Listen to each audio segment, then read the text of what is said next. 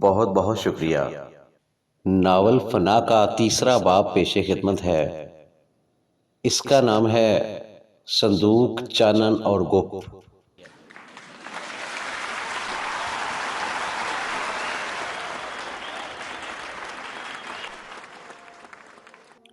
سنا ہے کسی بہت بڑا دفینہ کا نقشہ تھا جو غدر کے زمانہ میں کوئی ہندو راج کنور ان کی زمینوں میں دفن کر گیا تھا۔ صندوق ملنے سے پہلے موجودہ جاگیرداروں کے دادا آپس میں گوڑے یار تھے، مگر ایک روز جب ان جاگیرداروں کے دادا اکٹھے شکار کرنے نکلے تو واپسی پر ان کو بارش اور یالہ باری نے آ لیا، جس سے بچنے کے لیے انہوں نے غار میں پناہ لے لی، اور یہیں انہیں وہ پرانا اور سال خوردہ صندوق پڑا ہوا مل گیا جو اندر سے ان کی تنگ و تریک روحوں کی طرح خالی تھا۔ مگر وہ دفینہ کے کینہ میں آپس میں الجھ پڑے اور ایک دوسرے کے ہاتھوں موت کے گھاٹ اتر گئے۔ اتفاق سے چانن بائی کا نانا اس وقت اسی غار کے پاس اپنی بکریاں چرا رہا تھا۔ وہ شور سن کر وہاں پہنچا تو اس نے دیکھا تمام جاگیرداروں کے دادا ایک دوسرے کے ہاتھوں موت کے گھاٹ اتر چکے تھے اور ان کی خون میں لت پت لاشوں کو جنگلی جانور بمبوڑ رہے تھے۔ یہ منظر تکتے ہی اس نے اس خیال سے کہ مزید ان لاشوں کی بے حرمتی نہ ہو، اس نے جنگلی جانوروں کو وہاں سے بھگا دیا اور خود اس دیو ہیکل صندوق کو کھولنے میں جت گیا۔ صندوق کھلا تو اس کے اندر سے ایک چرمی تھیلا برآمد ہوا جو اندر تک گل سٹ چکا تھا، اور اس کے اندر پڑا مٹا ہوا منحنی سا نقشہ پر اب صرف کیڑیاں رینگ رہی تھیں، اور سارا نقشہ ان کیڑیوں کے پیٹ میں پہنچ چکا تھا۔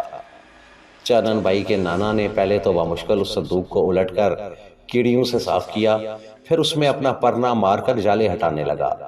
کافی دیر صفائی کرنے کے بعد اس نے ایک ایک کر کے ساری لاشوں کو اٹھا کر اس صندوق میں ڈال دیا، پھر صندوق کا ڈھکن کنڈا مار کر بند کرنے کے بعد اس نے تالا لگا دیا اور چابی جیب میں ڈال کر اپنے گھر کی طرف دوڑ پڑا تاکہ ان جاگیرداروں کے بیٹوں کو آگاہ کر سکے۔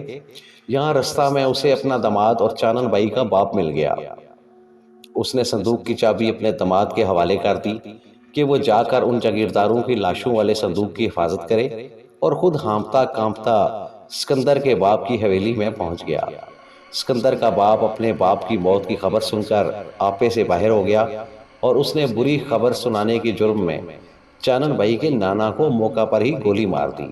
یہ خبر جنگل کی طرف جاتا ہوا اس کے داماد اور چانن بائی کے باپ تک بھی پہنچ گئی، اور وہ اپنے سسر کی موت کی خبر سن کر اس غار کی طرف دوڑ پڑا جہاں لاشوں والا صندوق پڑا تھا۔ اس نے وہ صندوق اس غار سے نکال کر جنگل کی ایک کھو میں چھپا دیا تاکہ اس طرح اپنے سسر کی موت کا انتقام لے سکے۔ اس دوران سکندر، سجاول، تبارک، سوداگر اور عجائب کے باپ تیز رفتار گھوڑوں پر سوار ہو کر اپنا اپنا باپ کی لاش کو ڈھونڈنے اس غار تک پہنچ گئے، لیکن جب انہیں وہاں صندوق نہ ملا تو وہ چانن بائی کے والد کو دوانہ وار تلاش کرنے لگے۔ آخر کئی دنوں کی تلاش بسیار کے بعد وہ انہیں جنگل میں ہی چھپا ہوا مل گیا، مگر جہاں بھی سجاول کے والد کا تیش کام آیا جس نے اسے تکتے ہی گولی مار دی۔ چانن بائی کے باپ کے مرتے ہی انہوں نے اس کے کپڑوں کی تلاشی لی، مگر اس صندوق کی چابی وہ نہ پا سکے جس میں ان کے باپوں کے جستے خاکی پڑے ہوئے تھے۔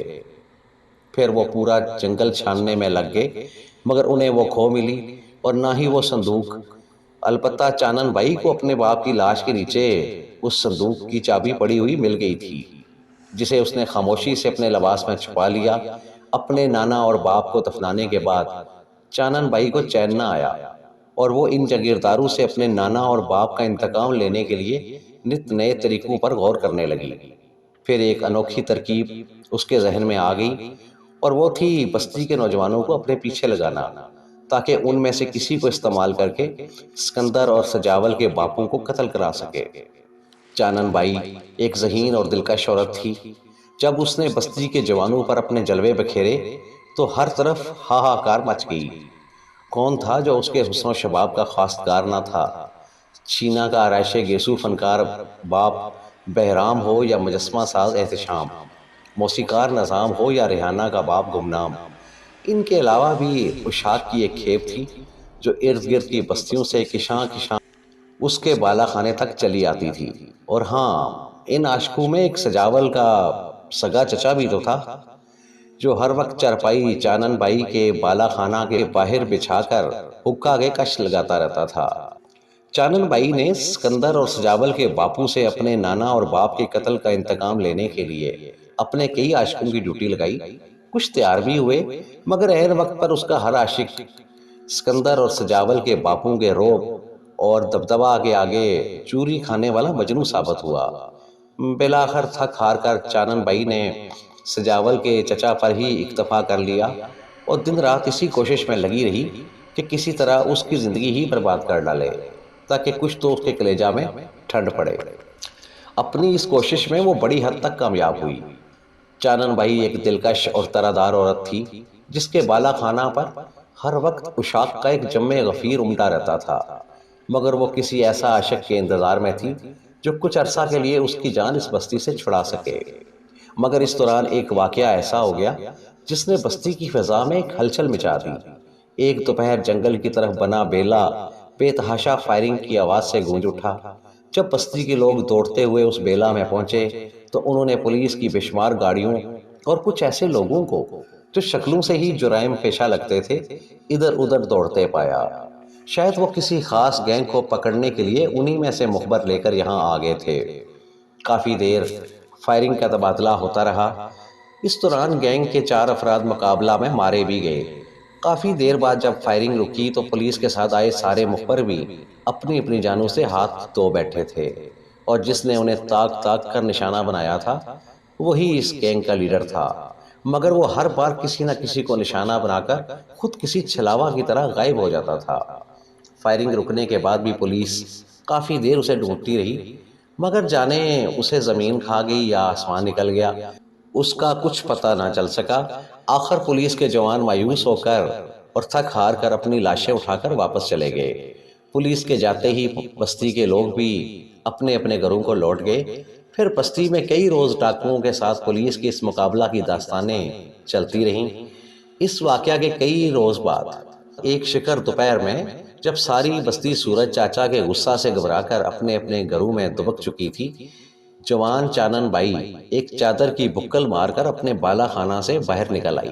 اس کے کھیسہ میں اس صندوق کی چابی تھی جو اسے اپنا باپ کی لاش کے نیچے پڑی ہوئی ملی تھی۔ بستی کے باہر اگا جنگل کے اندر بنا بیلا میں آتے ہی اس نے اپنی بکل اتار دی اور خود دیوانہ وار مختلف غاروں اور اندھی گپھاؤں میں ادھر ادھر ہاتھ مارنے لگی۔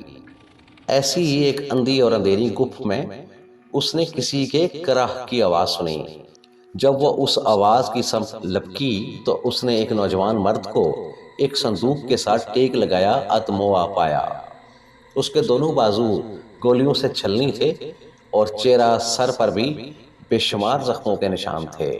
گپھ میں چانن بائی کے قدموں کی آہٹ سنتے ہی اس نوجوان نے آخری بار صندوق کی ٹیک لے کر اپنا پستول اس کی طرف سیدھا کرنے کی کوشش کی، مگر اپنی بے پناہ کمزوری اور خون زیادہ بہہ جانے کی وجہ سے پستول اس کے ہاتھ سے چھوٹ گیا اور وہ ایک بار پھر نیم بے ہوشی کے عالم میں چلا گیا۔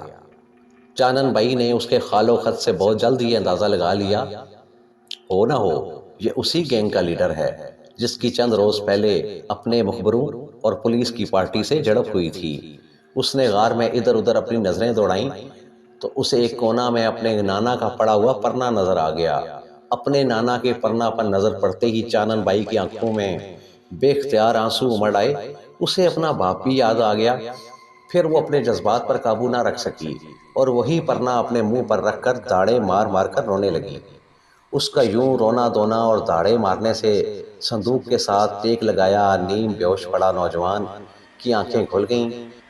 اس نے بڑی مشکل سے اپنا جسم سیدھا کیا اور اپنا ایک خون آلود ہاتھ اس کے منہ پر رکھ کر کڑوی نظروں سے گھورتے ہوئے بولا، بہت بہت شکریہ۔